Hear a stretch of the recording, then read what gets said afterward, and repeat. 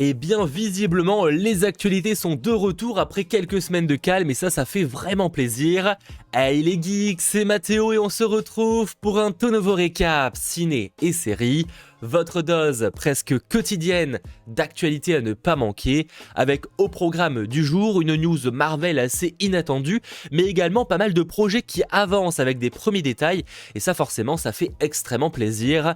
Mais ne perdons pas plus de temps, petit pouce vers le haut, abonnez-vous et actualisons.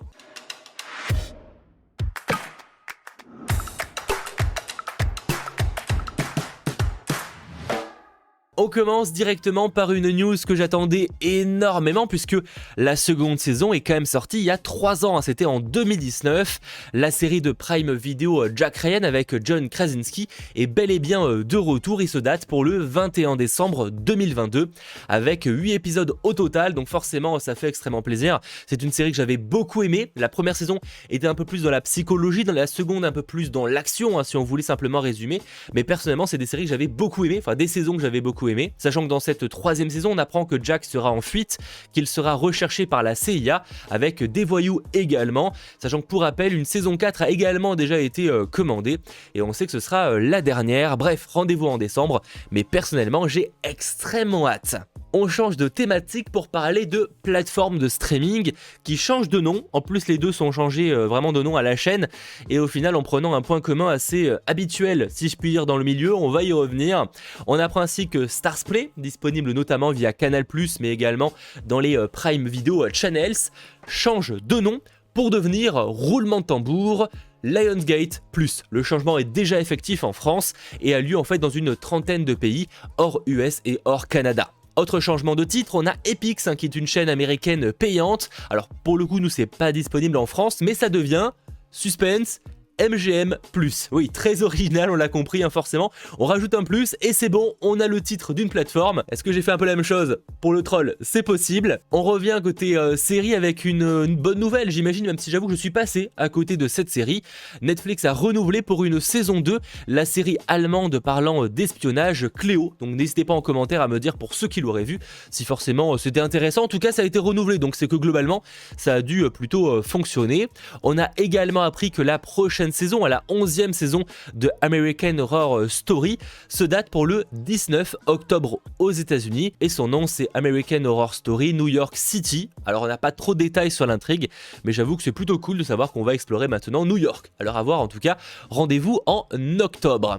On a donc parlé série, parlons enfin cinéma et film avec le 3e opus de Insaisissable qui avance. Alors pour rappel, on y suit une bande de magiciens qui commettent des braquages et donc le 2e opus était sorti en 2016. Depuis, on sait qu'un 3e film est envisagé, que ça a été en partie écrit, mais que finalement ça n'est toujours pas sorti. Et bien voilà, le projet avance de nouveau et on apprend que Ruben Fleischer, qui a réalisé Zombieland, le premier Venom, même s'il a été en partie charcuté par Sony, ou encore Uncharted, va justement le réaliser et il y a donc le retour probable de la plupart des acteurs, en tout cas au moins Jesse Eisenberg et Woody Harrelson, avec qui d'ailleurs le réalisateur avait déjà bossé sur les films Zombieland. Donc forcément, à ça de voir ce que va donner ce prochain film. Je sais que le 2e est un peu moins apprécié, mais personnellement je l'aime quand même plutôt, donc j'ai vraiment très hâte de voir ce que va donner cette suite, surtout quelques années après, parce que clairement c'est pas non plus prêt de sortir. Je pense qu'on n'aura pas une sortie avant au moins 2024 ou 2025 dans le meilleur des cas. En tout cas, si bel et bien ça commence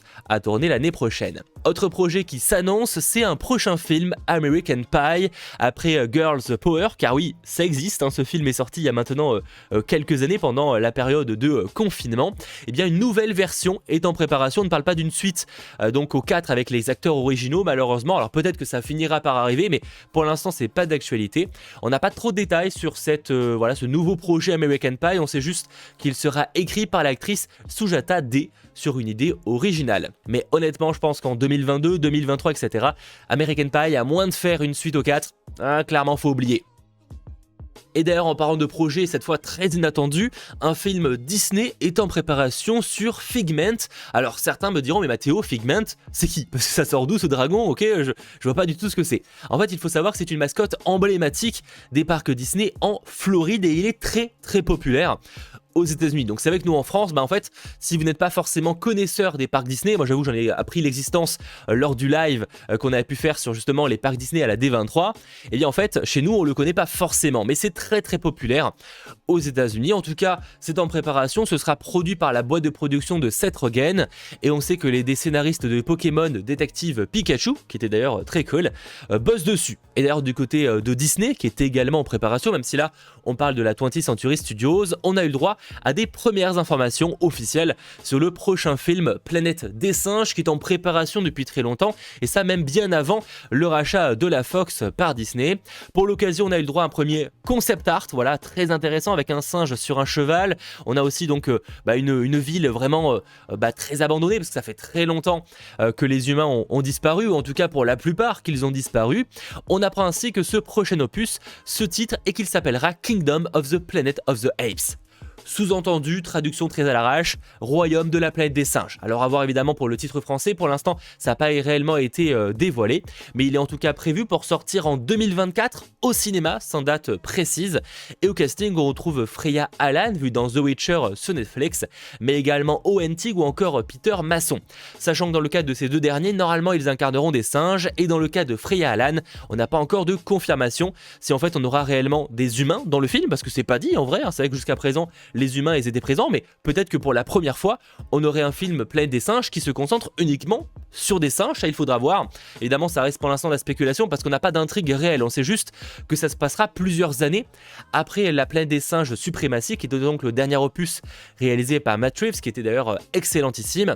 Et quand je parle de plusieurs années, c'est qu'on parle quand même de peut-être une, voire plusieurs générations après César. Donc César, normalement, ne sera pas présent dans le film. Peut-être qu'il sera évoqué comme une sorte de légende, un ancêtre, mais normalement, il ne sera pas présent dans ce film. Il sera en tout cas réalisé par Wes Ball, dans ce cas précis, à qui l'on doit la saga Labyrinthe. Et ça fait en fait depuis, justement, le 3e film Labyrinthe, qui bosse sur cette nouvelle saga, hein, parce qu'on parle pas uniquement d'un premier opus. Hein, l'idée est clairement de partir sur une toute nouvelle trilogie. Donc le fait qu'il ait pris son temps, et que Disney ait été d'ailleurs convaincu après le rachat de la Fox de continuer le projet, personnellement ça me rassure. Donc on verra, en tout cas pour l'instant ça débarquera en 2024, et on imagine, et c'est pas on imagine d'ailleurs, le tournage commencera très bientôt, donc peut-être des informations rapidement. En tout cas j'espère qu'au moins visuellement parlant ce sera aussi qualitatif que l'étaient les derniers opus, notamment les deux derniers.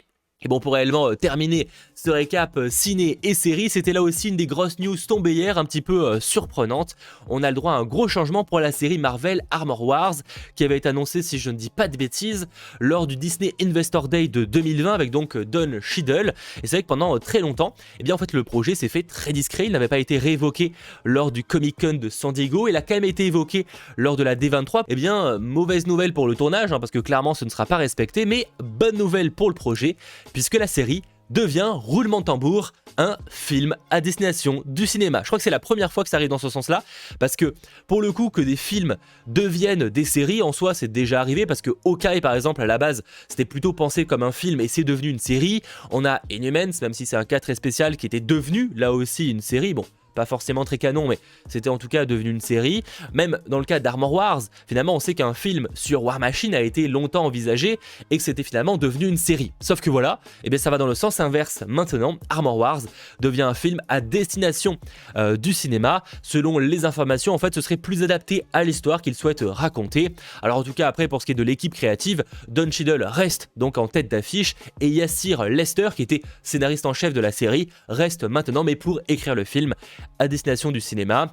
Et donc là où ils envisageaient un début de production plutôt pour début 2023, il y a moyen que ce soit reporté, que ça débarque un peu plus après, puisqu'évidemment il faut vraiment retravailler le projet. Donc patience, il nous faut aussi un réalisateur qui n'a toujours pas pour l'instant réellement été annoncé, mais on imagine que ça ne saurait tarder. Moi j'ai envie de vous dire que ça passe ou ça casse. D'une manière au général, on peut avoir des bons films, des bonnes séries, et inversement des mauvais films et des mauvaises séries. Mais peut-être que ça laisse supposer que Armor Wars aurait un peu plus d'ambition qu'on aurait pu l'imaginer, donc que ça débarque au cinéma, pourquoi pas. C'est en tout cas les principales news qu'il ne fallait pas manquer ces derniers jours, et j'espère réellement que ce récap ciné et série vous aura plu. Et si c'est le cas, n'hésitez pas à lâcher le petit pouce vers le haut, mais également à vous abonner. On se retrouve donc très vite pour de nouvelles vidéos, mais également de nouveaux lives, que ce soit sur la chaîne YouTube, mais également sur Twitch. N'hésitez pas à m'y rejoindre, et passez du coup un très bon fin de vendredi et un bon début de week-end. C'était votre geek Mathéo, ciao tout le monde.